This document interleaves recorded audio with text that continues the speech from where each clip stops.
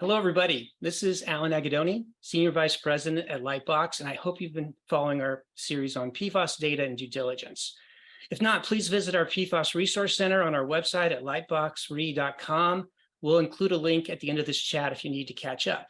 But if you've been following this topic, you know that the sheer volume of data related to potential PFAS impacts on commercial real estate has grown massively. And we don't expect that to slow down as dozens of federal and state agencies are continually releasing more public information.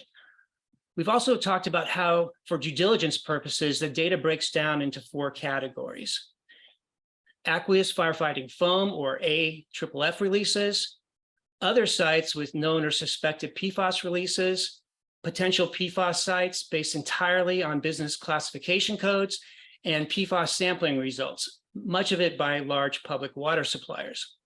We've also discussed with expert EPs and attorneys their experiences using this data while scoping PFAS for ESAs and phase 2 investigations. So today, I'm pleased to be chatting with Victor DeTroy. Victor has worked in the environmental consulting industry for 15 years. He currently serves as the national practice leader for AEI Consultants, where he's responsible for technical leadership of their national due diligence team, including the evaluation of potential PFAS impacts. Welcome, Victor, and thanks for chatting with me today. Hey, Alan, how you doing? Thanks for having me. Thanks. So as a due diligence practitioner for a national firm doing thousands of site assessments a year, what are your views on including PFAS in the scope of ESAs at this point? Is it every project, or is it limited to certain clients or property types? So I'd say in general, if there's a PFAS concern at a site, we try to talk about it. Technically it's non-scope. So if a client comes to us and says, we don't want this in our report, we won't put it in the report. But in general, our default is to say, hey, look, you should know about this, and, we'll discuss it in our report. And the reason is, you could have a wreck per ASTM, it's a wreck, but it's about $50,000 to fix, some impacted soil. You could have a PFAS contamination issue that's $10 million to fix. So it might not be, technically in scope, but it's probably something you want to know about. We were talking earlier about what's going on in the current state of available PFAS data these days. What's your views on that? It's not perfect, but it's a good starting point. Like state level, it varies wildly state to state. So you have some states that are really good, like California has this database that essentially you plug in an address and it will give you all the sampling points, all the real release cases nearby that have sampled for PFAS. And it's great. You have other states that have nothing. So that, is what it is. But federally, in Q4 of last year, EPA dropped their analytic tools where they brought together a lot of the kind of disparate information they had and put it together. And it's actually a pretty good screening tool for us to kind of figure out, where the red flags are. I think there's still some gaps in the data, obviously. For instance, TSCA, now requires that you report, I think, 170 or so different PFAS, starting in 2020, and they want records back to 2011. But truth be told, 3M phased out PFAS in the early 2000s, and then DuPont by 2015. So, you'll probably get some short chain PFAS in there, which will help you figure out the legacy compounds. But, and then there's, the EPA still has pretty much nothing on biosolids. So for as far as land application of biosolids and agricultural use, you're still kind of in no man's land, unless you're in the state of Maine. They have great information there. So yeah, I think it's, it's a good starting point, but you still have to dig deeper a lot of times. When we spoke earlier, you mentioned you've developed some helpful guidance for your ESA teams to assist their review of PFAS data. Please talk about that and how it's helped you. It's kind of corny, but we have sort of a risk pyramid, I guess, of PFAS listings. So of the publicly available information you have to kind of sort through it. There's a little bit of noise here and there. So at the very top, you have the highest risk sites, which are, you're going to have the fewest number of listings for those. And at the very bottom, you're going to have the most number of listings for these sites that are lower risk. So at the very top, you have your known release cases, your federal facilities, your AFFF release sites, and then, like a site that's manufacturing PFAS. Like these are known release cases are very highly likely to have contamination.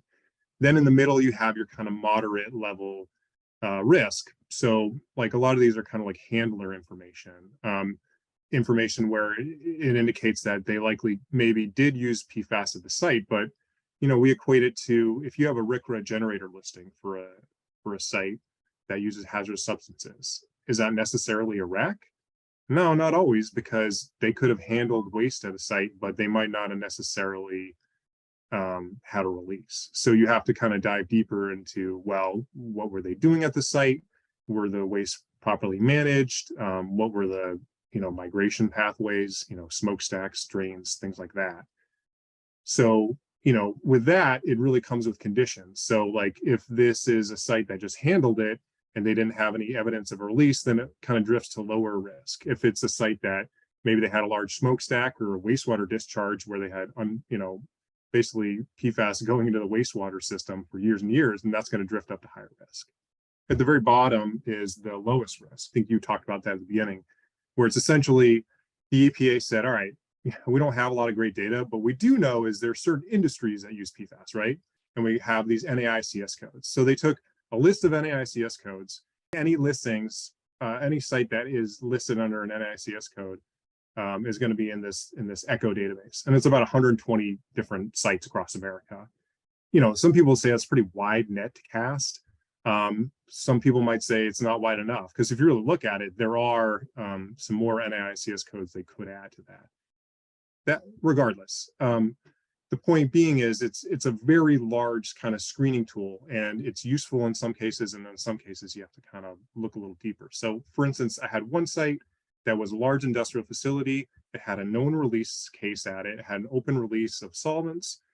Then it also had this, ECHO listing with the PFAS under the PFAS database. So we looked at it and said, yeah, geez, based on the processes at this site, they could have been releasing PFAS as well. So they're going to have to add PFAS to their analysis going forward.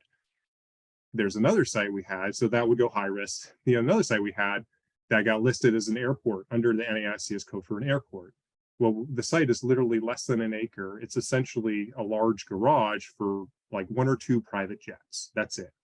And so, why is the NAICS code listed as high risk? Well, airports have fire training, right? Well, this small little garage is not having fire training on site. So that would actually be low risk. So you have to actually go through the data and look at it and figure out, use your critical thinking skills to see, okay, yes, there is an NAICS code that's quote high risk, but what is it with this NAICS code that makes it high risk? And is that present at our site? So things like that. And, it comes down to a lot of just looking through the information and kind of filtering out the noise. And there's a lot more that we can talk about, and we will soon. So thanks, Victor. Sure. And thanks to all of our viewers. Please visit our website for more videos and articles on this and many more environmental due diligence topics, and sign up for our email list so you can be notified about our next webinar.